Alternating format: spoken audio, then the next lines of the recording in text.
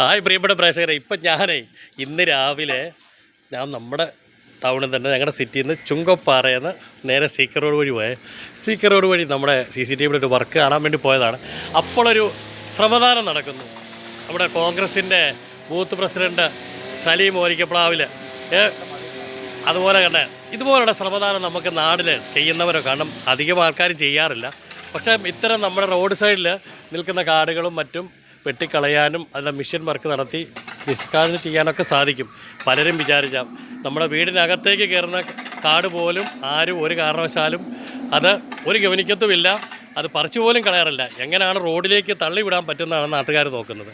അപ്പോൾ അതിനൊക്കെ ഒരു മാതൃകയാണ് നമ്മുടെ സലീമണ്ണൻ പോലും ശ്രദ്ധിക്കുന്നില്ല കേട്ടോ. അപ്പോൾ അദ്ദേഹത്തിൻ്റെ പടിയിൽ വ്യാപൃതരാണ്. നമ്മുടെ ഷബീർ അപ്പുറത്ത് ഇപ്പോൾ ഉണ്ട് കേട്ടോ. ഷബീറിനെയൊക്കെ നിങ്ങളൊന്ന് കണ്ടു. നമ്മൾ സപ്പോർട്ട് ഇതുപോലുള്ള കാര്യം നമ്മൾ സപ്പോർട്ട് ചെയ്യണം കേട്ടോ. അത് പ്രത്യേകിച്ച് നമുക്കറിയാം പാമ്പിൻ്റെ ഏറ്റവും കൂടുതൽ ശല്യമാണ്. പാമ്പ് എഴജന്തുക്കളൊക്കെ ശല്യമുണ്ട്. നമ്മുടെ വീടിൻ്റെ നേരെ മുറ്റത്ത് പോലും നിൽക്കുന്ന കാടുകൾ, പ്രത്യേകിച്ച് പൊതുമരാമത്ത് വകുപ്പിൻ്റെ റോഡുകൾ, അത് ഏതുമായിട്ട് പഞ്ചായത്ത് റോഡുകളൊക്കെ ആണെങ്കിലും ശരി, ഒരു പരിധി വരെ നമ്മുടെ തന്നെ തീരുമാനിച്ച നമ്മൾ തന്നെ നമ്മുടെ പരിസരം വൃത്തിയാക്കിയാൽ ഏറ്റവും നന്നായിരിക്കും. അല്ലേ സലീമണ്ണേ? എല്ലാവരും ഒന്ന് ഉത്സാഹിച്ചാൽ നല്ലതല്ലേ ഇതുപോലുള്ള കാര്യങ്ങൾക്ക്? സലീമണ്ണ അഭിപ്രായം നിങ്ങൾ കേൾക്ക്.